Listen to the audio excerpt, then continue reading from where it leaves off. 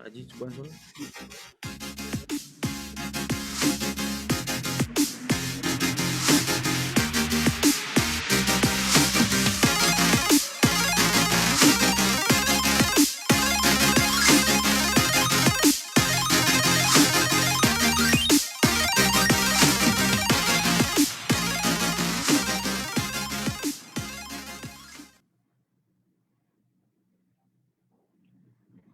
Bismillahirrahmanirrahim. Alhamdulillahirrabbilalamin. Wassalatu wassalamu ala rasulillah wa ala alihi wa sahbihi ajma'in. Assalamualaikum warahmatullahi wabarakatuh. Kepada semua sidang penonton yang dihormati sekalian.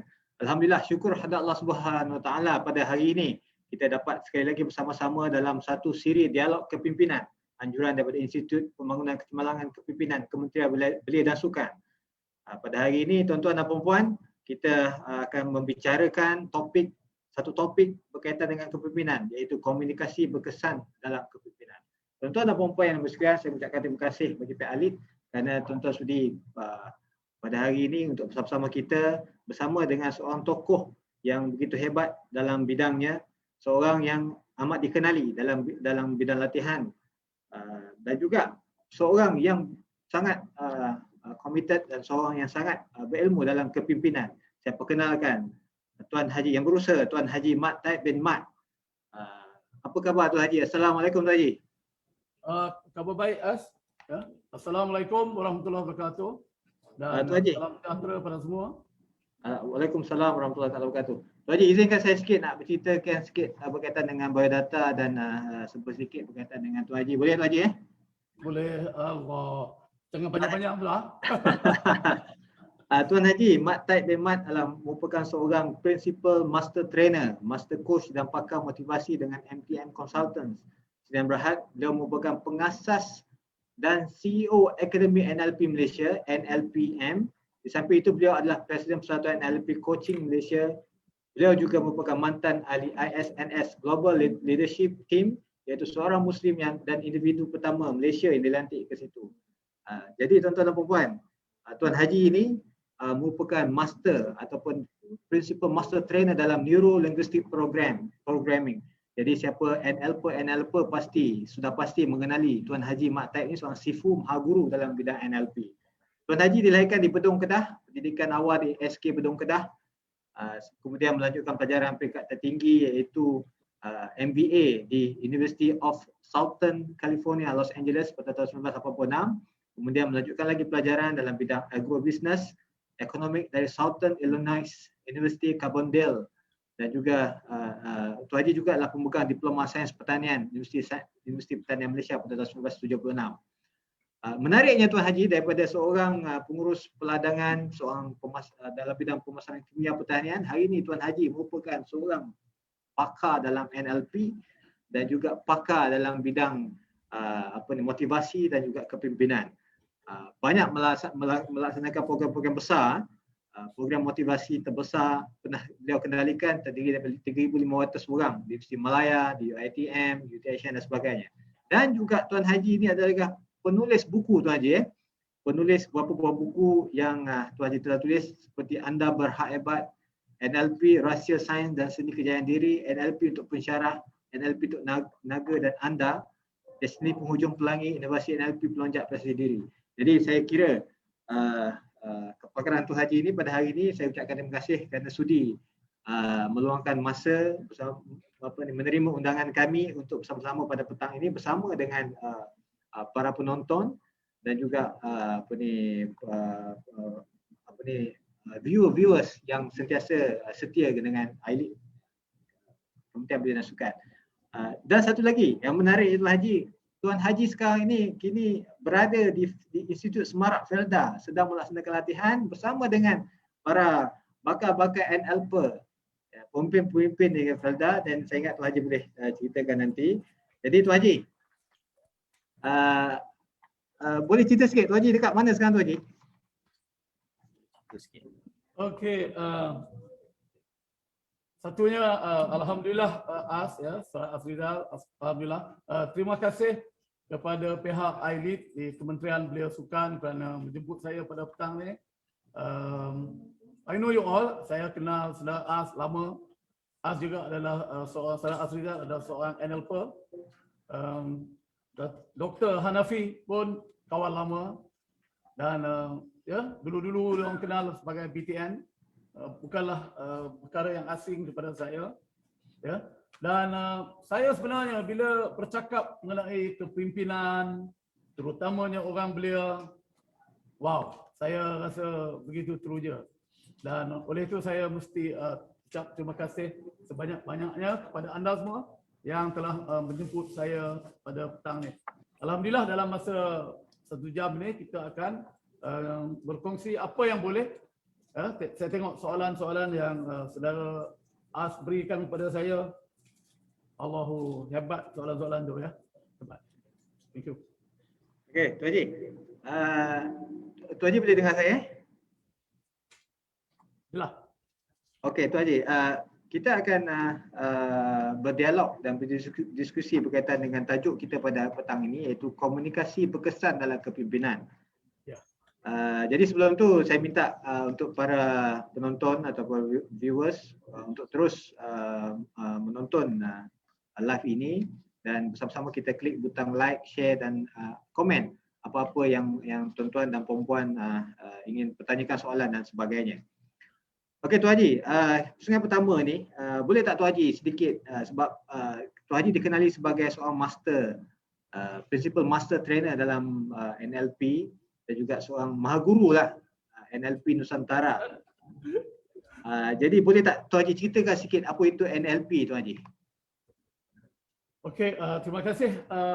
Ya, saya ingat soalan itu adalah soalan yang selalu saya dengar. Apa itu NLP? Dan kalau kita lihat pertamanya, dasarnya NLP ya, adalah orang-orang yang berjaya, orang-orang yang hebat, orang-orang yang kita jadikan contoh. NLP itu dasar dia, itu dia punya finding yang pertama, ya, iaitu mencontohi orang-orang yang hebat. Dan pada awalnya NLP mencontohi dikatakan 3 wizard. Ya, Saleh lah semua kan.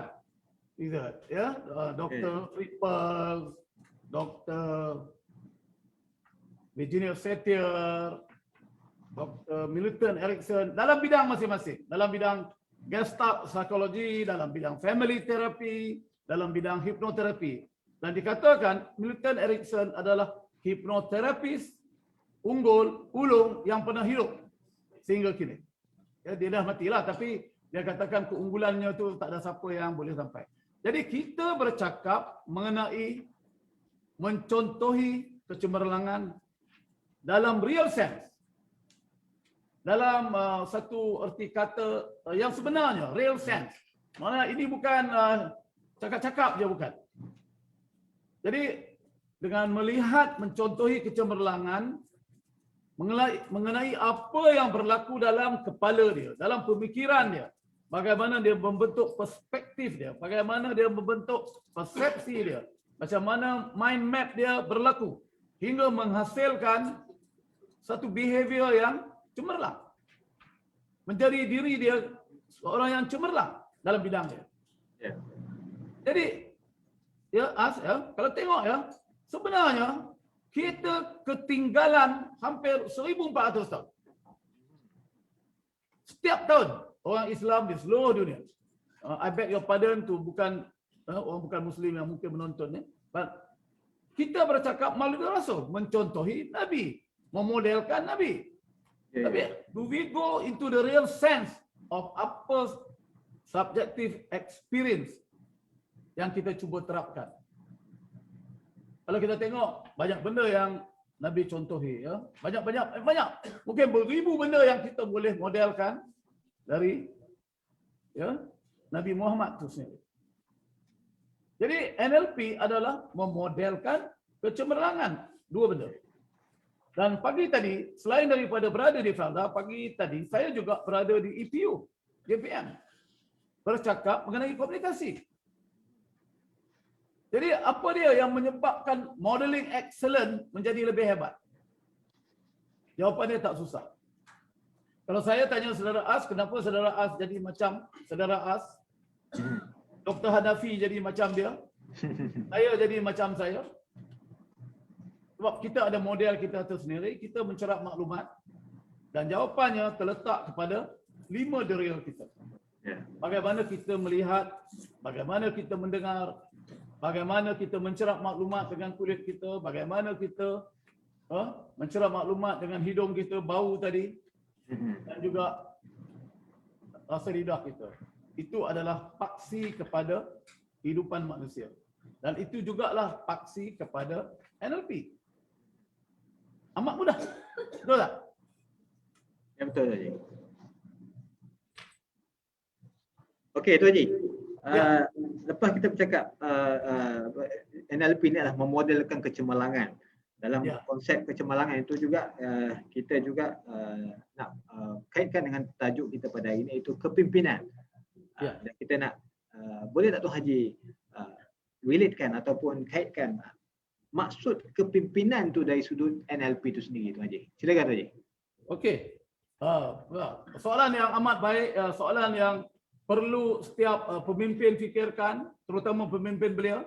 Dan macam I lead adalah program untuk belia. Pertamanya, dari sudut NLP, siapa yang kita boleh modelkan? Adakah kita nak modelkan Nelson Mandela? Pemimpin hebat? Adakah kita nak modelkan Mahatma Gandhi? Kalau dikatakan. Ataupun dalam generasi yang lebih terkini, adakah kita nak modelkan Steve Jobs? Orang yang mengatakan produknya adalah produk 30 tahun masa hadapan. Kalau anda pegang iPad anda hari ini, sepatutnya anda tak dapat iPad 30 tahun lagi. Tapi dikeluarkan hari ini. Adakah anda nak modelkan orang yang buat bisnes, pemimpin bisnes, yang boleh berfikir 3 kali pada satu masa seperti Elon Musk di Tesla, di SpaceX dan juga di solar? Siapa? Bill Gates, dia nak modelkan? Yang mengatakan business at the speed of thought. Ini semua adalah gaya pemimpin. Yang keduanya, dari sudut NLP, gaya pemikiran. Ataupun saya bagi term jargon sikitlah. Dipanggil meta program. Bagaimana gaya pemikiran seorang pemimpin? Meta program dia. Ada 64 gaya pemikiran. Gaya pemikiran mana yang kita nak bawa? Ya? Adakah dalam bentuk moving away, moving toward, reaktif, proaktif? Apa dia? Saya profile. Saya profile Tun M, saya profile Tun Abdullah, saya profile Datuk Najib. Cuma saya belum profile Tan Sri Mahyudin. Tapi kalau profile pun saya 5 minit saya boleh profilekan Tan Sri Mahyudin. Sebab saya kenal dia. Jadi kalau kita tengok Tun M, orang yang banyak kepada option. Pak Lah, banyak kepada prosedur. Tun M, orang yang proaktif. Pak Lah, orang yang reaktif. Tun M, orang yang moving toward. Pak Lah, tak ada masalah, orang moving away. So kalau kita tengok tadi, ada 64 kriteria manusia yang menjadikan itu personality manusia. Itu satu, kedua. Yang ketiganya, kalau kita tengok, bagaimana seorang pemimpin boleh menghasilkan gaya pemikiran yang hebat. Kan? Waktu ini adalah waktu VUCA. Orang kata VUCA, very famous acronym. Volatile, uncertain, complex, ambiguous, kabur. Kabur. Bagaimana kita nak handle benda ni? Saya rasa COVID berlaku dan the whole world is upset. So bagaimana seorang pemimpin nak handle benda ni? Itu yang ketiga. Keempat, bagaimana dia nak hasilkan sesuatu yang hebat. Kita bercakap mengenai negara berpendapatan tinggi. Itu masa dulu. Masa mantan PM Datuk Najib dulu. Berpendapatan tinggi. Macam mana nak berpendapatan tinggi? Boleh kita lawan dengan Norway? Boleh kita lawan? Saya tak tahu. Kalau kita tidak ada gaya pemikiran yang baru. Di mana Norway dekat 50% income tax dan sebagainya. Tapi everything else is free. Itu satu. Yang keempat. Yang kelima, ini saya rasa every leader, terutamanya beliau yang pemimpin beliau. Boleh tak kalau saya tanya macam ni, As? Boleh tak dia orang jadi macam Walt Disney? Walt Disney. Ya. Tahun 60-an menghasilkan Disneyland. Padahal dengan duit yang tak cukup, dengan orang kata macam-macam, siapa nak pergi melawat Disneyland. Tahun 84, 85, saya masuk Disneyland baru $60. Hari ini kalau pergi Hong Kong Disneyland, $120 dekat RM500 kita. But that is a vision. Pemimpin beliau kita, dia faham tak apa itu dreamer? Walt Disney, strategi. Dreamer dulu. Dream dulu. Selepas dream, balon, kritik. Dream tu. Lepas tu, pragmatic. Realist. Ada tak pemimpin beliau kriteria tu? Lagi satu adalah perlaksanaan misi dan juga well-formed outcome. Maknanya dia boleh daripada benda yang besar kabur, dia boleh turun ke bawah, dia perincikan highly specific chunk. Dia boleh buat tak? So, itulah pandangan daripada sudut leadership dalam NLP. Saya merasa bernasib baik sebab pada 3 tahun dulu 2017 saya berada di California di Santa Cruz sekali lagi bercakap pasal success factor modeling dan juga leadership resilient. Yang saya rasa ini benda yang perlu dikembangkan supaya kita boleh memodelkan orang-orang yang hebat, terutamanya kalau kita tengok zaman kebangkitan Islam, Renaissance Islam. Dan kalau kita tengok dulu, banyak tahun dulu, tahun 2015, Datuk Seri Idris cuba membawa Renaissance Melayu. Tapi ada leaders yang ketar lutut kita cakap Renaissance Melayu. Kebangkitan orang Melayu. Kebangkitan berpaksikan kepada Islam. Jadi itu daripada sudut NLP memang ada. Ya Tuan Haji, banyak kita tengok para pemimpin melahirkan seorang pemimpin itu cabaran-cabaran yang perlu dihadapinya adalah berkaitan apa yang telah dinyatakan oleh Tuan Haji tadi. Dan juga nak jadi pemimpin itu adalah juga dia ada kaitan dengan komunikasi dengan orang yang dipimpin. Antara pemimpin dan orang yang dipimpin. Ini adalah antara aspek penting dalam komunikasi, iaitu bagaimana seorang pemimpin itu berkomunikasi dengan anak buah dia. Bolehkah Tuan Haji terangkan sedikit maksud komunikasi dalam kepimpinan tu Tuan Haji? Kita ambil kepimpinan yang paling mudah. Ini ketua keluarga. Mak dengan ayah. Bayangkan kalau mak dengan ayah tak boleh communicate. Apa akan berlaku? Itu peringkat unit yang paling kecil lah. Kalau kita ambil unit yang besar sikit, bagaimana kalau cikgu tak boleh communicate dengan anak murid? Ini jadi masalah sekarang. Cikgu tak berhenti nak communicate dengan anak murid. Minta maaf lah kalau ada daripada geng-geng pendidikan dengar saya bercakap ni. Kalau saya tak ada mince my word. When I say straight, I will say straight. Macam mana boleh jadi masalah kalau dia boleh communicate? Okay. Now kita go to leaders. Dalam sejarah, pemimpin yang hebat adalah komunikator yang hebat. Okey. Saya tengok kan. Kita balik kepada zaman Islam lah. Jangan ambil Nabi lah, kita ambil yang sampai Nabi. Kalau kita ingat siapa nama tu yang pergi ke Gibraltar naik dari Andalusia tu? Tariq apa? Tariq bin Ziyad. Tariq bin Ziyad. Saya nak test you saja. Saya tanya kan. Tariq bin Ziyad. You know, I was in Cordoba. Saya duduk dalam masjid Cordoba. Kalau anda pergi masjid Cordoba, kalau anda tak ketitiskan air mata, anda bukan orang Islam.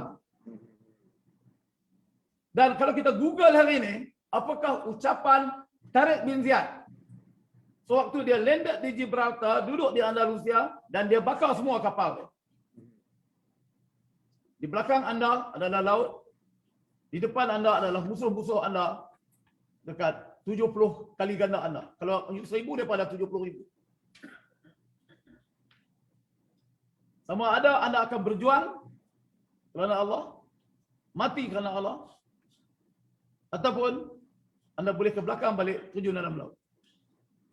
What do you see here? Bukankah itu satu inspirasi kepada semua orang? Yeah. He's a leader. And they won that battle. Dan kalau kita tengok dalam sejarah lain, ini bukan orang Islam, King Henry IV. Sewaktu dia berhadapan dalam dekat 7,000 orang berhadapan dengan dekat 100,000 orang tentera Perancis. Dia kata apa? Salah satu ayatnya. Kalau kita akan mati hari ini, biarlah kita mati sebagai anak jantan. Bukankah itu satu komunikator yang hebat? Ya. Ya. Dan dalam sejarah kita, kalau kita tengok di abad yang ke-20, Perang Dunia yang kedua, bagaimana Winston Churchill menggunakan bahasa Inggeris untuk send bahasa Inggeris sebagai senjata untuk bertempur dengan tentera Jerman. Dan perkataannya apa dia? We shall never, never, never surrender. Yes. And of course, the British and the Allied won the World War II. Tapi kalau kita melihat sebalik itu, yang menjadikan bencana kepada World War II, iaitu Hitler. Saya berada di Berlin banyak tahun dulu, melihat balik sejarah apa yang menyebabkan Jerman pergi perang. Kita nak bentuk satu bangsa bernama Aryan Race. Wow. Hitler kata orang lain semua mengarut, Yahudi mengarut. Kita adalah bangsa yang paling suci, Aryan Race. Berapa juta mati dalam Perang Dunia Kedua. Hitler is a leader. Walaupun kita di dunia tak nak admit, ya, terutama orang Yahudi, orang Amerika tak nak admit bahawa Hitler adalah leader. But to the German people, Hitler is a leader. Yes. And he's a great communicator. Dan kalau kita lihat dekat dengan kita, tahun 60-an, bambu runcing. Siapa bambu runcing? Kalau ingat. Bambu runcing. Bagaimana Indonesia mendapat kemerdekaan pada tahun 46. Ya, bagaimana dia orang menghalau Belanda dengan bambu runcing. Ya, kita mereka tak ada tumpah darah. Indonesia nak dapat kemerdekaan, berperang sama sendiri, bambu runcing. Dan apa Soekarno kata? Soekarno kata apa? Berikan aku 10 pemuda gagah, nescaya aku goncangkan bumi Indonesia. What is? They are great communicators. Kalau nak jadi leader, mesti jadi great communicator. Okay, As? Saya setuju Tuan Haji. Untuk jadi pemimpin, dia perlu punya ilmu komunikasi yang baik supaya jangan terang. okey. Okey, sorry. Tapi saya setuju dengan pandangan Tuan Haji itu. Komunikasi sangat penting dalam sebuah organisasi, dalam sebuah kepimpinan dan sebagainya. Tuan Haji, Tuan Haji seorang yang berpengalaman dalam mengetuai organisasi, syarikat dan sebagainya, dan banyak buat latihan seminar, menghadiri latihan bukan saja di Malaysia, malah di seluruh pelosok dunia, terutamanya berkaitan dengan NLP. Boleh tak Tuan Haji kongsikan pengalaman sedikit Tuan Haji berkaitan dengan komunikasi ni, pentingnya, sejauh mana komunikasi ni sangat penting, selain daripada seorang pemimpin perlu menjadi good communicator dan sebagainya, tapi komunikasi juga dalam sebuah organisasi dia adalah sesuatu yang sangat penting. Dan Tuan Haji merupakan seorang trainer yang sangat berpengalaman, dan sekarang ni pun Tuan Haji berada di Institut Smart Felda menyampaikan khusus NLP kepada para peserta, para bakal-bakal NLP. di Felda. Jadi boleh Tuan Haji ceritakan sikit. Komunikasi sangat penting dalam organisasi dan sebagainya. Silakan Tuan Haji. Okey, saya nak backtrack sikit. Saya ada miss sikit point tadi. Kenapa ya pemimpin patut ada komunikasi yang bagus? Kita tengok balik profil kepada pemimpin. Pemimpin tu apa dia? Pemimpin adalah pembina visi. Dia yang bina visi. Dia yang pencetus idea. Dia yang memupuk semangat. Dan saya agak tertarik bila saya buat kajian. Ya, ni buku popular, buku yang mungkin dah 8 edisi mungkin. Buku yang digunakan oleh pemimpin seluruh dunia yang bernama Leadership Challenge yang ditulis oleh Barry Posner dan Profesor Cousins. Dan ini dia kata, makna dia collaborative leaders, network, keep on challenge. Pemimpin adalah cheerleaders. Dan saya lepas tu saya study balik, saya kata pemimpin adalah transformation agent. Pemimpin adalah catalyst of change dan sebagainya. So, kalau kita tengok yang itu, bagaimana kita nak buat perubahan tadi? Ingat ya, pemimpin adalah ejen perubahan. Pemimpin bring new thing. Kalau kita tengok dalam satu syarikat yang saya admire ya, yang besar ya, yang saya admire, iaitu kalau kita naik kapal terbang, kalau dia tak ada, mungkin kapal terbang tak terbang. Ya? Selain daripada Rolls-Royce yang buat enjin kapal terbang adalah General Electric. Bagaimana daripada syarikat yang agak sederhana, General Electric menjadi salah satu syarikat gergasi dunia. As pernah pergi masuk di CAT scan tak? CAT scan tu apa? Masuk dalam X-ray kan? Tahu tak? CAT scan di KL, mungkin programnya di US tau. Hebatnya tu apa ni, medical equipment daripada General Electric tu. CAT scan, contoh. So bagaimana Jack Welch boleh membina General Electric? Ya? Semua leaders communication. Paksinya communication. Jadi communication yang berkesan, communication yang berimpact tinggi. Itu yang saya sebut 2-3 nama tadi. Dan kalau kita tengok ya, saya tak apa dengar soalan you tadi tapi I want to go to this dalam communication. Agak menarik. Salah satu ahli falsafah dunia yang hebat, filosofer bernama George Bernard Shaw, cakap apa? Tadi pun saya cakap pada geng EPU tadi. Dia kata apa? The illusion of communication is thinking that it has reached or accomplished its goal. Translate dalam bahasa Melayu. Ini kita ni sebagai pemimpin dengan bila kita bercakap dengan orang, kita bagi tahu pada anak buah kita, oh you all tolong buat benda ni. Oh aku dah cakap dah. Kita ingat dah cakap. Kita ingat benda tu akan dibuat. Itu yang George Bernard Shaw kata, itu hanyalah satu ilusi. Maknanya, apa dia sekarang? Kalau kita nak bercakap, kita kena tahu respon apa yang kita dapat. Apa yang kita cakap tak penting. Tapi apa yang kita dapat respon daripada apa yang kita cakap, itu lebih penting daripada mesej yang kita sampaikan. Saya nak ulang. Saya nak ulang. Ni, kalau ada pemimpin kat luar sana. Saya nak ulang. Dengar betul-betul. Satu. Apa yang anda cakap tak penting. Macam mana pula? Kedua, bila anda bercakap, dia masuk dalam kepala dia. Itu lebih penting daripada yang pertama. Itu pun tak penting. Yang lebih penting yang ketiga. Respon yang anda perolehi. Contohnya, saya nak pinjam duit daripada As. RM100. As? Ya. Jadi respon saya kata, Cik As, saya nak pinjam daripada you RM100. Itu mesej saya. Maknanya communication saya dah sampai pada you. Dan you pun buat map dalam kepala you. Betul ya? Betul. Nak bagi ke tak bagi? Itu pun tak penting. Yang pentingnya pada saya apa? Saya dapat RM100 daripada you. Itu respon dia. Yeah. Jadi kalau kita tengok benda tu, Apa makna komunikasi?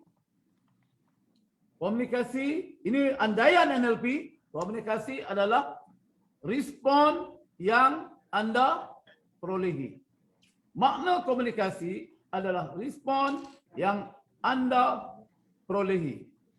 Bukan mesejnya, bukan mapnya, tapi hasilnya. Jadi oleh kerana itu, kita kena bagi mesej yang clear. Mesej yang jelas. Mesej yang spesifik. Kalau kita kata ulat bungkus dalam faedah, dia bukan ulat bulu, ya. Macam tu. Jadi maknanya mesej yang spesifik. Ini banyak leaders fail. Banyak leaders fail. Sebab dia ingat kalau I dah bercakap, orang faham lah. Dia patut faham lah. Saya ada satu CEO. Saya coach CEO tu. Dia bagi dia punya vision. Bagus. Visionnya bagus. Ini quite big organisation. Saya tak mention organisation. Tapi orang dah tak buat. Orang dah tak nak buat. Tak jalan apa semua. Pada saya, the crafting of the message is not that good. Jadi, penting tak penting communication? Cuba nilai sendiri. Boleh Boleh okay, tak? Okey. Clear. Okey Tuan Haji, kita nak pergi kepada soalan daripada beberapa soalan daripada penonton yang berada bersama kita dalam live Facebook ni. Antara soalan dia Tuan Haji, yang pertama sekali daripada Lisa Isa. Apakah faktor yang saya tak boleh dengar As. Halo Tuan Haji. Saya tak dengar soalan tu. Tuan Haji, antara soalan-soalan yang ditanyakan oleh viewers kita, iaitu yang pertama daripada Lisa Isa, apakah faktor-faktor yang mempengaruhi keberkesanan komunikasi? Apakah yang mempengaruhi keberkesanan komunikasi? Kemudian ada satu lagi soalan daripada Nik Rubiah di Rashid ni, bagaimana untuk memulakan komunikasi dengan pemimpin yang sukar untuk mendengar permasalahan pekerja-pekerja mereka secara terbuka? Dalam kurungan pemimpin diktator. Boleh dengar Tuan Haji? Tak, boleh dengar. Kita try to detect the question. Mungkin ada interrupt sikit. Tak apa. Apakah yang mempengaruhi keberkesanan komunikasi pemimpin? Okey. Soalan kedua tak ada. Okey, tak apa. Kita mungkin boleh type ke apakah soalan yang kedua. Yang pertama, apakah yang mempengaruhi keberkesanan komunikasi? Komunikasi, yes. Ya. Tuan-tuan dan puan, apabila kita bercakap, ya, pertamanya bila kita bercakap, kita menggunakan perkataan, suara, ya. Itu kita punya channel, ya, linguistik. Jadi pada saya, dalam kita nak tentukan komunikasi kita bagus, ya, halangan kepada good communication adalah sebaliknya lah. Satunya, pilih perkataan yang power. Yang power. Pilih perkataan yang mempunyai tahap emosi yang tinggi. Dalam sales communication, orang beli bukan kerana ayat yang kita cakap, tapi orang beli ayat yang kita cakap yang menggerakkan emosi. The reason why the German under Hitler went to war because they are highly emotional people. Macam juga Nabi kata, bila anda berjuang di jalan Allah, anda pergi berjuang, anda mati syahid. Highly emotional. Dan kalau kita tengok bagaimana yang berlaku di Iraq, orang letak bom, ikat bom, lepas tu pergi letupkan badan dia because it's highly emotional. Saya masih ingat 20 tahun dulu. Tony Robbins kata apa? Tahu kan Tony Robbins motivator nombor 1. Dia kata apa? Pertamanya, people buat kerana dia percaya dia boleh buat. Communication lah, percaya. Tapi kepercayaan tak kuat. The level atas kepercayaan adalah keyakinan ataupun conviction. Orang sanggup mati kerana conviction. You as a leader, ni pemimpin beliau, as a leader, you boleh buat tak benda? You boleh cakap tak benda tu? Supaya convictionnya, communication yang anda sampaikan membuatkan dia begitu convinced bahawa itulah yang dia nak buat. Then you sampai that place. Jadi kalau kita tengok ya, bila kita menggunakan perkataan yang silap, kita akan dapat result. Kalau saya cakap pada As macam ni, As, katalah As audience saya nak convince As sesuatu, saya cakap, Cik As, saya rasa Cik As adalah orang baik. Cik As tentunya boleh tolong saya. You akan kata apa pada saya? Bahwa saya no power. Cik As, boleh cakap sikit Cik As? Boleh Cik As? I ketuk you. Tuan-tuan dan perempuan, dalam communication, communicator hold the hammer. Kalau you ketuk, buah tu pecah. Kalau buah tu tak pecah, you are not good communicator. Saya bagi analogi yang mudah macam tu ya. Jadi banyak halangan dalam keberkesanan. Timing of that message. Timing play a very important role. Ya. Kalau communication you tak bagus, hancur. Ya, saya tak mau cakap ya, tapi saya tengok bukan kerana you tak bagus, tapi kerana communication you tak bagus. Kerajaan boleh runtuh kerana communication yang tak bagus. Kan? Dah lah bayar communicator kononnya profesional beratus-ribu sebulan. Hancur satu kerajaan. Tak tahulah kerajaan mana. Saya pun tak tahu kerajaan mana. Kan? Tuan-tuan dan puan, as a leader, make sure you are punching like a bag. You are the boxer. Communicator is a boxer. One message, you KO kan your opponent. Tapi bukan kita nak tumbuk klien kita, tak. Maknanya, itu adalah komunikasi yang berkesan. Dan ada dua komunikasi yang berkesan, iaitu mempengaruhi dan memujuk. Dan ini saya nak bagi tahu, agak menarik ya, satu program yang kita buat yang dinamakan Language and Behavior Profile, Lab Profile. Dia punya timat, hati As dah pergi kot. Saya tak ingat. Tapi yang dah pergi, saya dah bercakap dulu. Masa saya bercakap dulu tu. Ya. Waktu tu mantan ketua pengarah Datuk Raja Arif. Ya, itu apa dia? Apabila kita buat communication, ada 3 benda.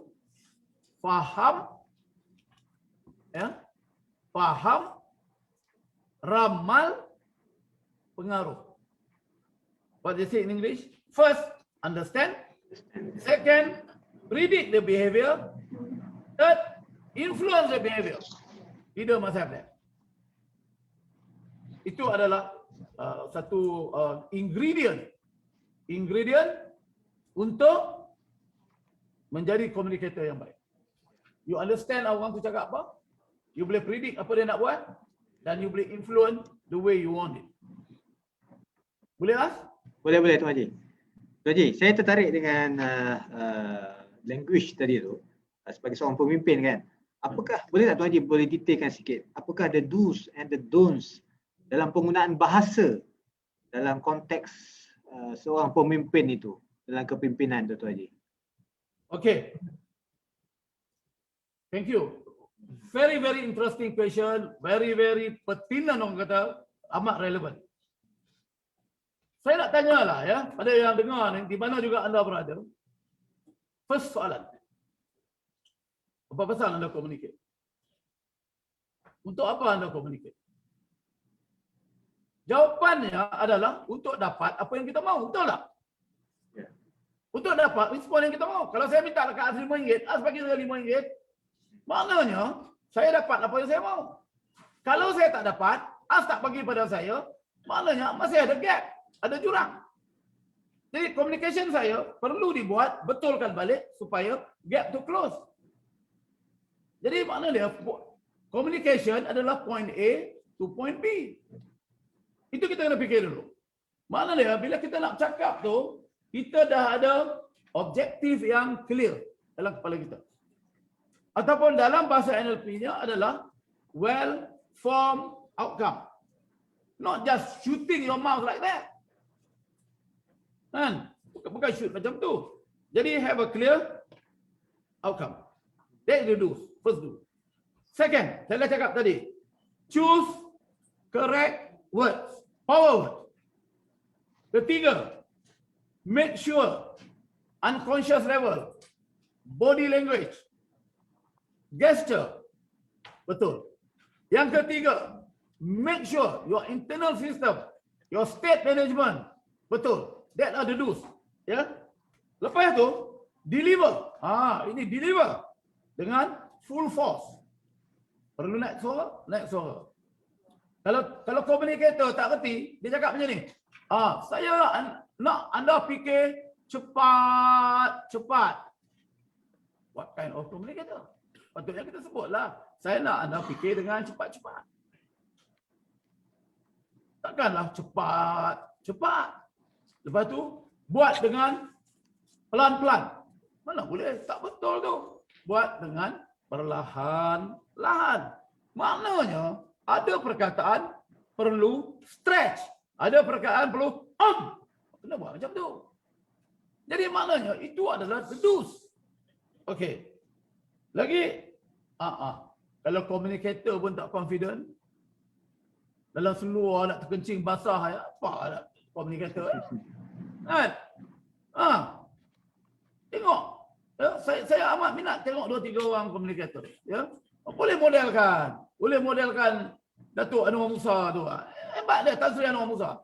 Itu junior saya kat sekolah. Hebat, cakap. Kan? Ya. Datuk Sri Anwar Ibrahim pun. Janganlah marah. Tapi saya kata, dia model communicator yang bagus. Jangan kita kira dia politik apa tak. Sebagai speaker, dia hebat. Tak maulah yang ambil yang macam-macam clown di parlimen cakap. Tak apa benda. Kan? Mesti good model. Dia good model. Saya tengok. Model kan Soekarno. Kan? Sebagai speaker. Lagi siapa? Nak tengok model yang bagus. Senang sangat. Buka TEDx. TED. Ramai good speakers. Leadership speakers. They are all good speakers. Nak tengok motivation. Les Brown. Katakan. Nak tengok orang yang bercakap lembut. High impact. Bill Clinton. Nak tengok perkataan digunakan. Nelson Mandela. Ada banyak. Okey. Jadi maknanya itu adalah the do's. The don't. Sebelum sebut satu perkataan, fikir 10 kali. Choose the word. Especially dalam communication, ramai orang. Ya. Ni ada satu presiden, saya tak ingat ni US presiden siapa dia cakap. Saya tak tahu sama ada is it Truman ataupun siapa. Dia kata apa? Apabila saya diminta untuk bercakap selama 1 jam, saya boleh prepare dalam 1 hari. Tapi kalau saya diminta untuk bercakap dalam masa 5 minit, mungkin saya kena ambil masa 2 minggu dan sebagainya. Apa maksudnya? Maknanya kena cari perkataan yang betul. Jangan silap perkataan. Yang keduanya, tengah-tengah bercakap, hilang. Apa aku cakap? Apa nak cakap? Tengok orang semua dah kabur dah. Tengok depan semua dah jadi macam naga dengan rimau dah. Kan? Tapi ada seorang tadi dia tanya saya, kalau saya tanya dia, di mana saya tadi ya? Di mana saya tadi? So kalau depan tu 1000 orang ditanya saya mana tadi, mana nak cakap apa? Kan? Don't get lost, satu.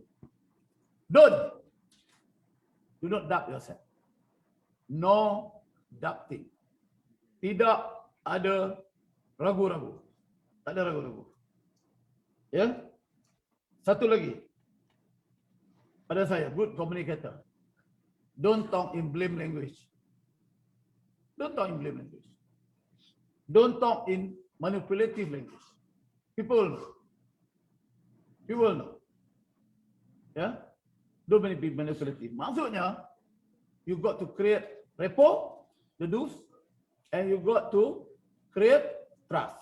Itu prasyarat. Dan yang keempat, people tak minat nak dengar you je. Self-centered. talk about people. Contoh. Ini kita lawak saya. Kita lawak. Ya, boleh Tuan Haji. Cuba ingat waktu pilihan raya, kempen dan sebagainya ya.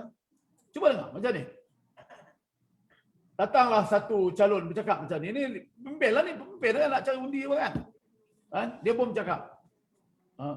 Tuan-tuan dan puan-puan, para pengundi yang saya hormati.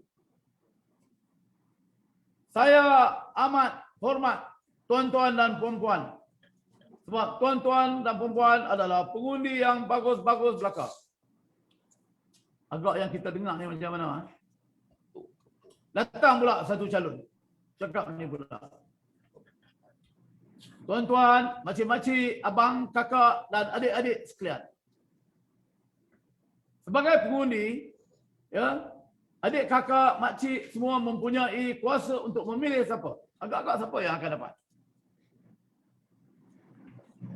Dalam language and behavior profile, pengundi ya, bila kita sebut pengundi, itu adalah benda. Makcik, pakcik, itu adalah orang. Kalau ada orang sebut pada kita, you pengundi, you ingat air sampah lah. Tak, itu at unconscious level. Jadi maknanya, sebagai komunikator, anda kena faham, operasi minda sedar, operasi minda tidak sedar, komunikator patut belajar benda itu. Itu adalah the don't, no, self-centered. Pada saya. Okey, As? Ya, Tuan Haji. Okey. Terima kasih Tuan Haji. Saya ingat sangat jelas dan sangat clear, dan sampai Tuan Haji menerangkan itu juga bagi saya jelas apa yang telah disampaikan oleh Tuan Haji berkaitan dengan the do and the don'ts sebagai seorang pemimpin, pemilihan language, bahasa dan juga ayat-ayat yang boleh digunakan, tidak boleh digunakan sepanjang menjadi menyampaikan maksud dan makna dan sebagainya. Tuan Haji, ada soalan daripada para peserta. Ini satu soalan yang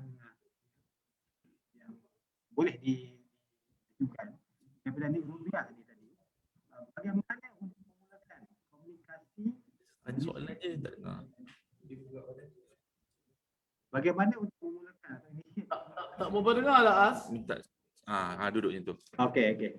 Bagaimana untuk memulakan atau initiate komunikasi dengan pemimpin yang sukar untuk mendengar permasalahan pekerja-pekerja mereka secara terbuka. Dan dalam kurungan dia kata pemimpin detektor. Boleh dengar Tuan Haji? Macam mana nak? Bagaimana untuk memulakan atau initiate komunikasi dengan pemimpin yang sukar untuk mendengar permasalahan pekerja-pekerja mereka secara terbuka. Macam mana nak berkomunikasi dengan pemimpin yang sukar nak dengar masalah orang bawahan. Ya. Okay, I will give you a good tip. Kalau jumpa I, kita boleh ngeteh. Boleh? Boleh Tuan Haji. Tak ni. Pernah tengok peti besi tak? Kan, peti besi. Kunci kan? Kunci. Kita ketuk macam mana pun, kita bom belum tentu pintu tu boleh buka. Ya. Jadi kalau kita bercakap dengan pemimpin yang tak nak dengar, orang yang tak nak dengar dan sebagainya, macam mana kita nak dengar?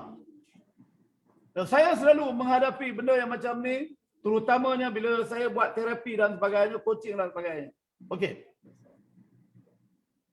Saya bagi tahu satu tip yang paling best. Ini super mahal punya tip. Pertamanya, tip ni, bertanya soalan. Okey, nanti kejap. Ini dikatakan oleh Sir John Whitmore ya, sebagai top coach. Dia kata apa? Kunci minda adalah kuncinya. Minda. Tetapi apakah kunci kepada minda? Jawapannya adalah soalan. Dia macam ni. Kalau kita bercakap, dia shut kita. Dia shut. Dia tutup, dia block. Tak boleh tutup. Tapi bila kita bertanya soalan, seolah-olah kuda boleh melompat steeplechase. Ada. Seolah-olah kalau kita pergi kedai gunting rambut dulu, dia macam swing door. Dia buka. Bila bertanya soalannya, dia macam ombak menolak pintu tu buka. Dia terpaksa. Tadi saya test tadi di EPU. Saya kata, you jangan jawab apa-apa. Jangan jawab apa. Saya tanya, pagi tadi, you makan apa? Dia diam. Dia cuba nak diam. Tapi saya tahu dia tengah jawab. Sayang anak you tak? Kalau saya tanya, sayang anak you tak? Sayang. Jangan jawab. Jangan jawab. Oh, ya. Jangan jawab. So, kalaulah tembok batu duduk di depan, bila anda shoot question, macam anda tembak air yang pancut boleh pecah batu. That's how powerful the question. The key here, you must be powerful framer. You kena build kerangka yang kuat. Tahu? Jadi dalam topik apa pun, you don't have to tell the answers. Ask the correct question. Kalau saya tanya ask, you mau tahu tak? Dia tak mau cakap ni, datang com apa semua. You mau tahu tak? Satu cara nak buat duit 10,000 sehari. Akan dia jawab apa? Ataupun, ada orang yang tak sihat. Tapi you mau tahu tak? Cara yang senang nak sihat, hilang semua sakit saraf, tak payah pakai ubat. You nak tahu tak? Waktu tu dia cair. I guarantee dia cair. So soalan is a very powerful tool. Ya, saya tak tahu berapa ribu soalan yang saya type balik. Saya tak tahu, saya letak dalam Lotus, Excel lepas semua dulu. No. Ask every day good question for yourself, and then you can be empowered. Sebab itu dalam coaching, a good coach will ask one good question, macam Masyur Goldsmith, dengan 5-6 soalan yang bagus, orang bayar dia 200,000 USD. Orang yang ingat dia terror coach, bagi tahu dia ingat dia sebab dia profesor, dia datuk profesor. Orang tak dengar pun. So ask question. So as a communicator, ada yang suggest, ada yang suggest. Bermulalah pembukaan pidato anda dengan pertanyaan soalan. Assalamualaikum. Apa khabar anda semua hari ini? Sure dia kena jawab. Hari ini saya senak perut lah. Tampak pun. Ya, saya tak tahu tapi saya nampak ada yang berkerut muka dekat sini ya. Kenapa berkerut muka ya? Dia angkat tangan. Saya senak perut. Oh, senak perut. So apa yang kita nak buat ni kalau senak perut? Tanyalah soalan. So, saya belajar dengan Blair Singer banyak tahun dulu. Dia kata salah satu key to powerful presentation adalah pertanyaan soalan.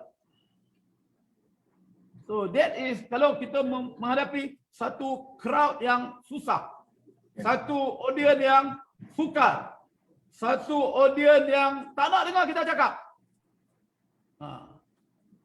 Pakai soalan. Pakai power frame. Contoh, ni grup yang tak nak dengar cakap ni. Tuan-tuan dan perempuan, saya tahu tuan-tuan dan perempuan yang berada di sini tak nak dengar saya cakap kan? Tak apa, it's okay. Tuan-tuan dan perempuan tidak perlu nak dengar saya cakap. Tapi apa kata kalau tuan-tuan dan perempuan akan rugi dekat 10,000 tak dengar saya nak bagi satu rahsia. Nak tahu tak rahsia tu? Agak-agak waktu tu dia kata apa? Kita pun tanya, nak ke tak nak? Dia nak buka macam ni? Tak nak. Tak adanya. Jadi siapa yang nak tahu rahsia tu? Mungkin 5 orang angkat tangan. Wow. Saya tak nak cakap lah. Buat apa kita bercakap dengan 5 orang? Semua 5 orang aja nak dengar. Tak apalah. Ya, kalau tak minat, tak payah. Tapi kalau nak dengar, saya boleh cakap sekarang. Nak dengar tak? Saya nak orang akan cakap angkat tangan. Kalau tadi 10,000 tak cukup kata. Apa kata kalau kita boleh buat 100,000 sehari? Tak dengar tak? Lepas tu, kalau tapi jangan cakap ni ya. Ni jangan cakap. Kalau perempuan yang ni yang dengar saya cakap ni jangan cakap benda ni. Janganlah pula kata saya tak pernah jumpa orang biol macam anda lah. Jangan cakap macam tu. Tak. Ask question. Ask power question. Build good frame. Frame, reframe. Remember, it's not orang itu tidak bermasalah. Yang bermasalah adalah frame dia. The people are never the problem. The problem is the frame. So Ya. tackle the frame. Boleh ask? Boleh Tuan Haji. Understand. Saya merasakan bahawa refresh kepada penyampaian Tuan Haji ni, refresh kepada ilmu NLP yang telah Tuan Haji sampaikan sebelum Ya. ini. Saya juga adalah anak murid kepada Tuan Haji. Saya sampai peringkat coaching di Pasir Salak. Saya ingat 7 hari. 7 hari yang mendebarkan Tuan Haji. Ya. Di mana kat situ kan? 7 hari yang mendebarkan di tepi Sungai Perak, yang saya ingat kawan-kawan. Ya. Banyak profesor nak terjun Sungai Perak.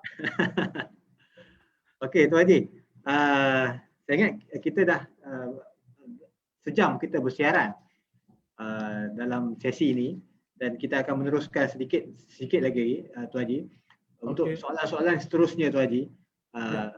Untuk berkaitan dengan komunikasi dalam kepimpinan ini, bolehkah Tuan Haji berikan sedikit ataupun berikan tips-tips yang penting dalam komunikasi dalam kepimpinan mengikut sudut pandang NLP dalam menjadi seorang pemimpin yang berpengaruh, selain daripada apa yang telah Tuan Haji kembangkan tadi? Tips dalam NLP. Okey, Terima kasih. dalam NLP satu asas saya nak backtrack sikit. Paksi kepada kekuatan NLP. NLP ya. Ya. Di waktu ini tidak ada teknologi komunikasi yang secanggih, seampuh NLP. Tak ada. Sebab NLP adalah bagaimana kita berkomunikasi di peringkat yang paling dalam. Bagaimana map itu terbentuk, penapis itu terbentuk dan sebagainya. Jadi bila kita berkomunikasi, kita kena faham bahawa manusia dia punya penapis. Jadi kita ni sebagai communicator always conscious. Ini tip ya. Conscious bahawa dia dah ada prejudge dia. Dia dah ada dah. Ini dia orang kata orang Melayu ni memang hebat. Orang Melayu ni memang hebat. Bayi yang baru lahir itu seperti kain yang putih. Terpulang kepada mak dan ayah nak warnakan dia. Maknanya kalau kita ambil kain tu sebagai penapis kita dalam ni, dia dah mula buat prejudge dia sejak umur 4 tahun. Dah mula dah. Sewaktu umur 4 ke 7 tahun, dia mencerap maklumat macam sponge tu. Dia dah mula buat filter. Dia ada rule. Dia rule dia. So, untuk tip menjadi komunikator yang bagus, apabila kita bercakap, kita faham. 500 orang yang kita bercakap, dia ada 500 rule structure dia. Tapi kita ambil yang tengah-tengah untuk kita nak mudahkan. Dia akan ada ekstrim macam pola normal distribution tu. Yang ujung sangat, yang ujung ni payah kita nak cover, tapi kita cuba masukkan. So maknanya dia ada dia punya thinking pattern. Dia ada penapis dia. And tip yang kedua, apabila kita bercakap, setiap perkataan, setiap ayat yang kita cakap, dia tengah buat map dia. Jangan biar dia buat map. Map dia. Kita yang tolong dia buat map yang kita nak. Itu dia. Maknanya, kalau dia nampak peta negeri Kedah, dia nampak peta negeri Kedah. Kalau dia nampak peta negeri Pahang, peta negeri Pahang. Jangan bila kita cakap Pahang, dia nampak peta negeri Johor. Oh, tak jadi. Itu dia. Yang ketiganya, tip yang bagus. Delivery. Suara. Saya ni dulu teruk. Suara saya teruk. Sampailah saya sampai beli mic kat rumah, speaker kat rumah, buat karaoke, menyanyi seorang-seorang. Wife saya kata buang tabiat ke apa? Tak, sebab saya nak latih suara saya. Maknanya kita boleh buat irama ke, kita boleh buat gempak ke, kita boleh bercakap dalam koma yang rendah dan sebagainya. Maknanya dia, you got to practice your communication. Yang ketiga. Dan yang keempat, you kena faham. Your most powerful presentation, dia bukan affect conscious, tapi dia affect the unconscious. So you kena pilih. Aku ni nak touch apa? Oh, aku nak touch dia punya belief system. Aku nak touch apa? Aku nak touch dia punya value system. Apa yang boleh tolong aku? Ayat Quran boleh tolong aku? Carilah ayat Quran tu. So maknanya, you understand bahawa dia affect dia punya unconscious. Ya. Tip yang kelima. People ada 3 intelligent us, 3 dalam NLP. Okay. Cognitive intelligence, saya buat macam ni. Heart intelligence, di sini. Dan juga feel intelligent, lapangan. Antara saya dengan us, walaupun kita duduk jauh dalam kamera saja, our energy is vibrating now. Your voice is affecting me, my voice is affecting you. Kita ada energy now. Dan ini yang dikatakan dalam ni quantum field. Atom boleh bergerak ke mana-mana. So dalam communication, ya, you kena tahu benda ni, bahawa the intelligence is at work. Cognitive intelligence, heart intelligence. Bila kita buat communication yang hebat, tip ni, makna dia mestilah berulang, ya. Dia macam synchronization, ya, synchronize antara hati dan minda, otak dan hati, dia kena macam tu. Dia kena ada synchronize. Dia jadi macam satu bulatan yang ada energi dan sebagainya. Ya. Dan lagi satu, manusia, human being. Ada yang kata dalam neuroscience, we are energy being. Energy being. Makhluk tenaga, energy being. Kalau reduce, manusia akan jadi energy being. Makna itu neuroscience kata. Tapi jangan percaya benda tu, tak ya. Tapi vibration. Vibration di antara manusia. A good communicator should be able to vibrate. Seorang communicator yang bagus, dia boleh adakan vibrate. Dia punya message translate menjadi kepada satu respon yang bagus yang dia nak. Okey, As? Okey, Tuan Haji. Terima kasih Tuan Haji untuk penerangan tu berkaitan dengan tips-tips tadi. Tuan Haji, kita punya penonton ni dia sangat tertarik dengan berkaitan dengan yang sebelum ni tadi, berkaitan dengan soalan-soalan power yang perlu diberikan ataupun apa yang dikatakan tadi tu, ask the power question yang Tuan Haji nyatakan tadi tu. Ada soalan-soalan. Ada soalan yang katakan apakah contoh soalan-soalan power yang boleh memecahkan tembok seorang bos yang detektor tu tadi? Bos detektor. Apakah soalan? Soalan-soalan power, contoh soalan power. Untuk bos detektor. Ha? Untuk bos yang detektor. Untuk Bos yang detektor. Diktator. diktator. Kena datang sini lah. Oh, yang ini tough question. Tak, macam ni lah. Boss can be a dictator. Kalau kita nak tanya pada bos, tak, ini saya tak tahu bos yang diktator macam mana. I'm not ni. Tapi kalau jangan pula pergi tanya bos. Bos, kasihanilah saya. Lagi bos dictate you. So satunya pada bos, kita kena tanya bos. Bos, cuba tanya bos yang rasa yang dia mesti ada dia mesti ada trigger tau. Dia nak jadi macam tu, dia mesti ada dia punya event dia. So kita tanya, bos, saya tertarik cara you bekerja dan ya untuk you sampai ke sini bos, mungkin bukan mudah. Tapi apa tip dia bos? Ini ada satu dulu, Timbalan Menteri bertanya Tun Mahathir benda tu. Macam mana Tun Mahathir boleh jadi Perdana Menteri yang lama yang hebat dan sebagainya. Tun M jawab pada dia. Saya tak nak cakap apa yang Tun M jawab pada dia. Tapi mana dia bertanya soalan kepada Tun M. But what kind of soalan? Ada satu benda lah. What kind of soalan? It depends on the context. Kalau konteks apa kita bertanya. Tapi kalau bertanya bos tu, bos, kenapa you jadi bos yang diktator? Mati ya. Itu cari naas sama dia. Kan? Tapi kita tak tahu konteks. Tapi kalau kita tengok dia jadi diktator, dia strict bekerja, bos, I admire you bos. Kalau kita kata, bos, I admire you. Apa bos tu rasa? Kamu nak jack aku ke? Tapi kita tanya bos, sebenarnya apa yang membuatkan you boleh bekerja dengan begitu kuat dan sebagainya? I'm just amazed. Perkataan yang bagus adalah dalam Inggeris ya, I am just wondering. Saya tertanya-tanya lah bos. Itu ayat yang bagus. Saya tertanya-tanya. Itu adalah hypnotic word. Ni bulan lagi sebulan saya nak buat program hypnotic communication. Yang berapa jam tak tahu. 3 jam ke apa. Satu lagi ayat. Pertanyaan. Bukan untuk bos lah. Tapi kalau kita nak buat sesuatu yang bos tak setuju. Bos diktator. Boleh tanya pertanyaan ni. Apa kata? Apa kata? Bos, apa kata? Bos, saya tertanya-tanya. Bos, saya tak pernah terfikir. Itu dan ayat-ayat itu adalah ranting-ranting ayat kepada soalan tadi.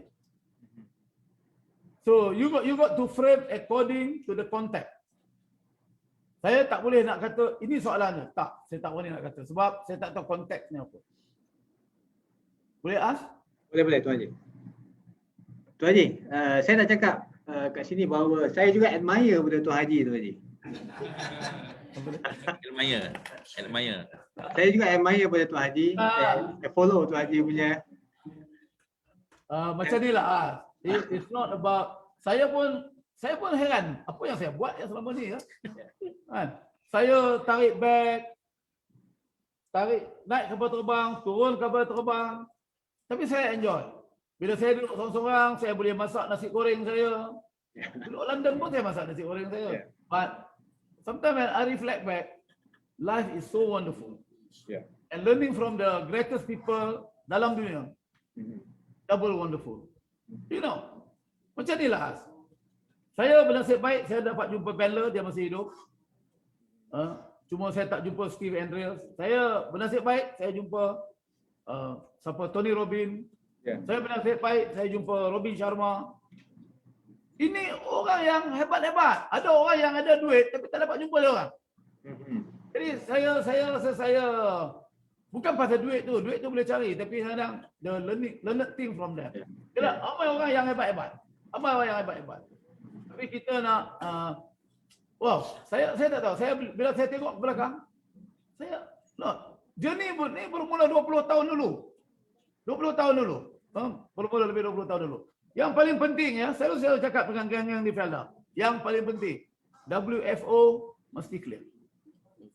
Bila WFO, well form outcome clear, duit jadi perkara kedua.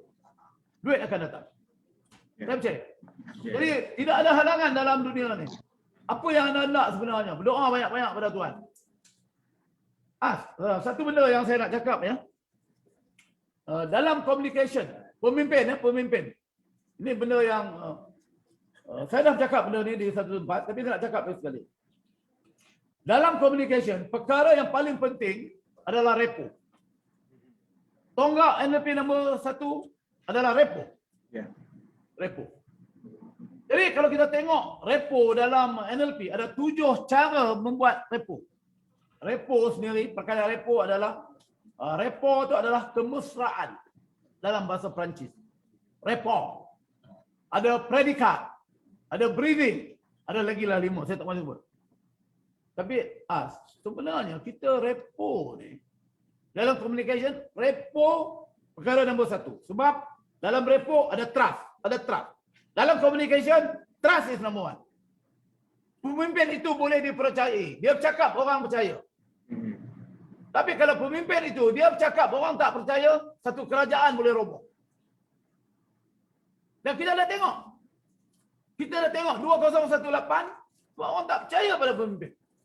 You letaklah communicator yang hebat jadi advisor, bayar 200,000 sebulan, we fail.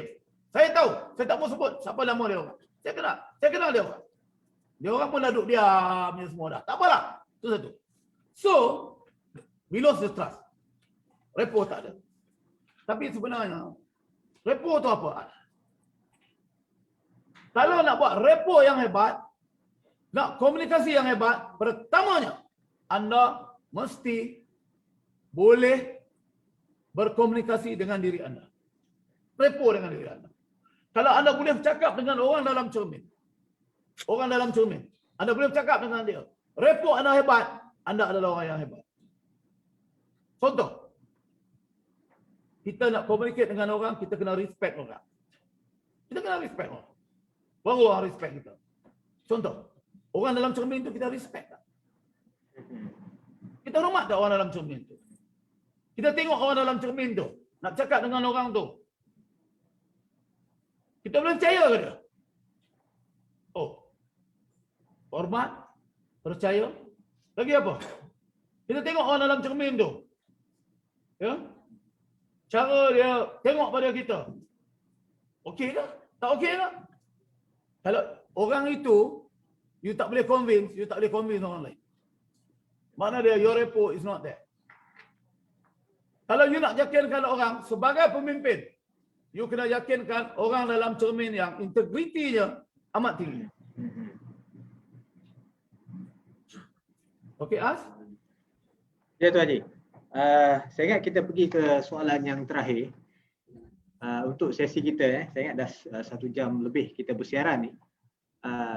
Tuan Haji sangat aktif dalam dunia latihan, berjumpa dengan ramai orang, dengan ramai peserta, melahirkan ramai NLP di Malaysia ni, dan seterusnya melahirkan pemimpin masa depan.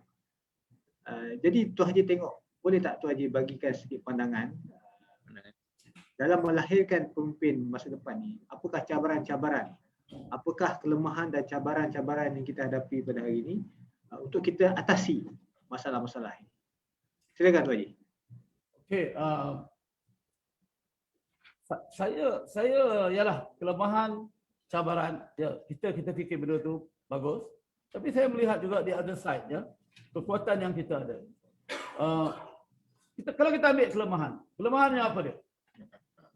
Ya, kelemahannya adalah daripada segi contohnya adalah age group.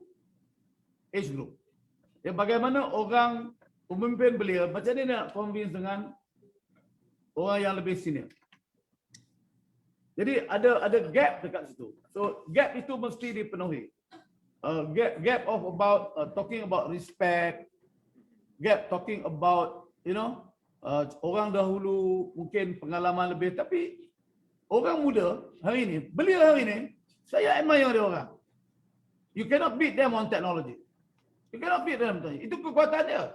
Tapi kelemahannya, terlampau banyak teknologi, less human. Macam mana nak bagi human value tu? Kalau tak ada human value, kita tak ada. Manusia bukan robot. Manusia dia ada emosi. Robot tak sampai lagi. Tapi mungkin di Jepun dah ada lah mula robot yang ada emosi. Wah, tapi kalau robot tu lawa, ada emosi pula, kacau lah. Betul tak, An? Ya. Wah, robot tu ada emosi pula. Kan, I sayang you, you sayang dia. Oh, kacau. Nasib baik robot tu dia tak ada emosi lagi. Tapi kalau dah sampai that level, susah. So, kelemahan. Ya. Benda dalam komunikasi bukanlah benda yang satu shortcut. Hari ini orang cuba buat mi segera. Kalau boleh, hari ini belajar, besok dah jadi expert. Dia tak jadi macam tu. Teknologi boleh dapat dengan cepat. Ilmu boleh dapat dengan cepat. Boleh. Cuma satu je yang lambat, pengalaman. Jadi kelemahannya dalam hari ini, dalam dunia yang sentiasa kita rushing, kita nak cepat. Tapi kita tak ada pengalaman tu. I myself, I learn over the years. Untuk nak cerna wisdom. Satu kriteria yang pemimpin belia patut tanam adalah wisdom. Saya melihat ramai pemimpin. Yang ada wisdom.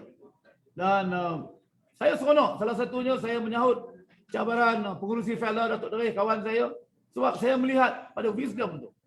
Saya baca buku Leadership Challenge. Dan saya mula pegang pen. Bila saya baca, ini describe Datuk Seri Idris Yusof. Describe dia. Saya mula tulis di tepi buku tu, di SIJ. Saya baca lagi next para di SIJ. Lama-lama saya tengok, buku ni dia modelkan siapa? Bercakap dengan penuh hemah, wisdom. Itu perlukan pengalaman. So kelemahannya, kalau kita terlampau cepat, kadang-kadang wisdom tak ada. Ya, ini kita dapat tengok dalam last election, pemimpin muda jadi menteri, wisdomnya tak ada. Wisdomnya tak ada. Dia bercakap daripada segi logik, terror, analytical, terror, rational, terror, tapi wisdomnya tak ada. Sebab itu kadang-kadang ada orang yang high education, tapi wisdomnya rendah. Dia terpelajar, tapi dia tak terdidik. So, dua benda yang berbeza. So, itu adalah kelemahan-kelemahan. Dan inilah cabaran-cabaran yang pemimpin beliau patut atasi. Terutama yang nak jadi pemimpin. Develop the wisdom. Play dengan arus. Jangan menongkar arus. Play with the arus. Learn. Ya, walaupun bila kita tak menongkar arus, kita tak akan keluarkan new idea dan sebagainya. Tapi untuk kepimpinan, untuk beliau, elok belajar. Lihat daripada kesilapan. Ya, ini adalah cabaran-cabaran yang mungkin ya beliau adalah satu benda yang dia mungkin nak kena tengok benda ni, sebab benda ni bukanlah benda yang mudah. Tapi saya rasa boleh dibuat. Ya, kalau dia atasi kelemahan ini, bagaimana caranya untuk membina wisdom yang cepat dan sebagainya, saya rasa dia will be great leader. Saya percaya there are many great leaders around in the country. Young people. The only thing is how to develop that wise leaders. Wise leaders. Not only good leaders, but wise leaders. Okey. Terima kasih Tuan Haji atas penerangan yang begitu jelas tadi berkaitan dengan cabaran dan kelemahan-kelemahan yang kita hadapi pada hari ini untuk melahirkan seorang pemimpin muda pada masa depan. Okey, untuk para penonton yang sedang menonton, ni boleh di ruangan komen tu kita telah sediakan satu link berkaitan dengan penilaian dan juga borang link penilaian dalam ruangan komen. Tuan-tuan boleh isi untuk tuan-tuan dapatkan beri sedikit komentar ataupun komen berkaitan program ini, dan juga akan mendapat slip kehadiran dalam program ini. Jadi Tuan Haji, kita sampai kepada peringkat yang terakhir slot kita pada hari ini. Sebagai rumusannya Tuan Haji, bolehkah Tuan Haji beri sedikit nasihat dan pesanan kepada penonton kita yang masih lagi setia mendengar program ini, khasnya kepada pemimpin belia-belia yang berada di luar sana. Silakan Tuan Haji. Okey, alhamdulillah ya, terima kasih kerana masih berada bersama As dan saya. So this is a great opportunity. Saya adalah orang yang optimistik. Saya percaya Malaysia ya, terutamanya orang-orang muda, pemimpin beliau mempunyai potensi yang hebat. Mempunyai potensi untuk membawa negara Malaysia ke peringkat yang lebih tinggi. Percaya cakap saya. When I travel around maybe more than 30 countries now. Ya, bila saya tengok, saya rasa wow, I'm lucky to be a Malaysian. Dan saya percaya dalam banyak kelemahan berlaku dalam negara dan sebagainya, tapi saya percaya melihat pada belia-belia dengan teknologi yang bergerak, melihat pada belia-belia yang kadang-kadang saya duduk di Starbucks coffee dengan geng belia, di tepi saya dalam masa 2-3 jam boleh buat ribuan ringgit dan sebagainya. Saya percaya you all are so intellectual, you all are so smart, dan saya percaya diberi peluang, develop their leadership, Malaysia will be a great country dalam masa yang akan datang. We have been a great country, tapi ada hiccup dan berlaku dan sebagainya. Tapi saya percaya sekarang adalah masa correction. Ini macam besar saham punya correction. Ini adalah masa untuk orang yang muda untuk membawa negara ke peringkat yang lebih gemilang dan sebagainya. Itu saja. Terima kasih Tuan Haji atas komen ataupun penerangan tadi dan nasihat-nasihat yang diberikan kepada pemimpin muda di luar sana, terutamanya pemimpin belia yang kita nak lahirkan sebagai pemimpin masa depan negara pada akan datang. Masa depan negara terletak kepada belia-belia Malaysia yang berada di luar sana. Tuan Haji, saya nyatakan tadi saya admire pada Tuan Haji, dan saya tunjukkan dua buku Tuan Haji ni. Sebenarnya ada lagi buku Tuan Haji yang ada dalam koleksi saya, tapi dua je yang saya dapat Berhebat. Berkaitan dengan NLP, anda berhebat dan juga ni. Saya ingat ada lagi ke Tuan Haji buku-buku ni Tuan Haji? Ni. Tu ni. Apa dia? Ada kena ada buku, ada lagi buku ni. Oh, okey. Ada. Hari Ya. ni geng Selda borong habis. Oh, okey, alhamdulillah. Saya buku yang sangat baik. Penulisan Tuan Haji bukan saja mampu menyampaikan latihan dari segi apa ni secara directly, tetapi juga penulisan itu membentuk satu apa ni developer ataupun satu pemimpin yang insya-Allah akan terurus dan juga terkait lah dengan bagaimana untuk jadi pemimpin yang hebat pada masa akan datang. Okey Tuan Haji, terima kasih banyak di atas komentar dan segala nasihat pandangan. Saya ingat tips-tips yang Tuan Haji bagikan ini adalah sangat mahal sebenarnya. Sangat mahal yang tidak boleh kita dapat di mana-mana kecuali kita bersama dengan Tuan Haji Mat Taib bin Mat dalam program-program yang telah beliau anjurkan, dan pada hari ini kita sangat beruntung dan bertuah kerana kita bersama-sama dengan Tuan Haji Mat Taib dan beliau menyampaikan amanat, tips dan sebagainya. Terima kasih banyak Tuan Haji. Izinkan saya menyampaikan sedikit teks penutup program kita pada hari ini. Bagi pihak AILID Kementerian Belia dan Sukan, saya mengucapkan terima kasih sekali lagi kepada Tuan Haji dan seluruh kru yang berada di Institut Semarak Felda, dan juga kepada seluruh penonton yang menonton rancangan ini, kepada seluruh kru AILID Kementerian Belia dan Sukan Malaysia. AILID adalah Institut Pembangunan dan Kecemerlangan Kepimpinan Kementerian Belia dan Sukan di bawah pimpinan yang berbahagia Tuan Haji Haswandi Ahmad. Mengucapkan terima kasih kepada semua yang terlibat dalam menganjurkan program dialog kepimpinan. Untuk makluman Tuan Haji dan semua, program dialog kepimpinan ini adalah satu program bersiri yang kita anjurkan sejak 2 tahun lepas lagi, hasil daripada new normal kita dalam konteks latihan. Bila kita dapat menganjurkan program-program bersifat bersemuka, maka kita anjurkan program-program bersifat online, dan kita lahirlah dialog kepimpinan. Juga ada juga program-program lain daripada kluster-kluster lain di bawah Institut Pembangunan dan Kecemerlangan Kepimpinan AILID Kementerian Belia dan Sukan.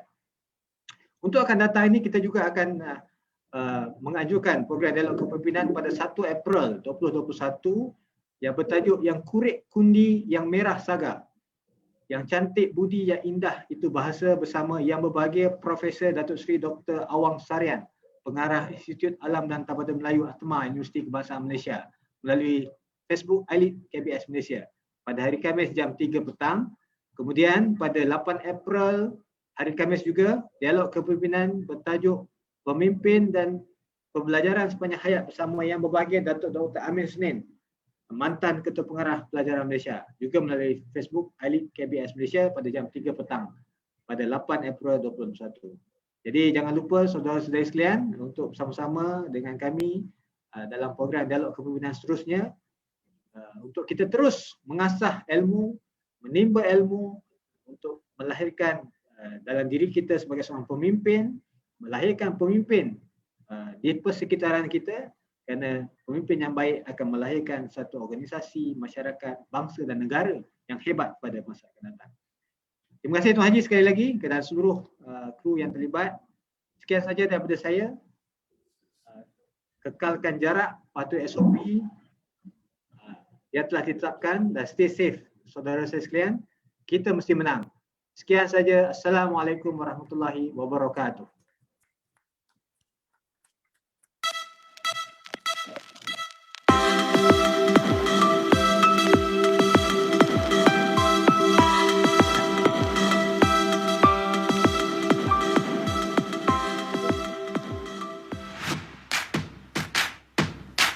Ya, untuk dia orang tak ada.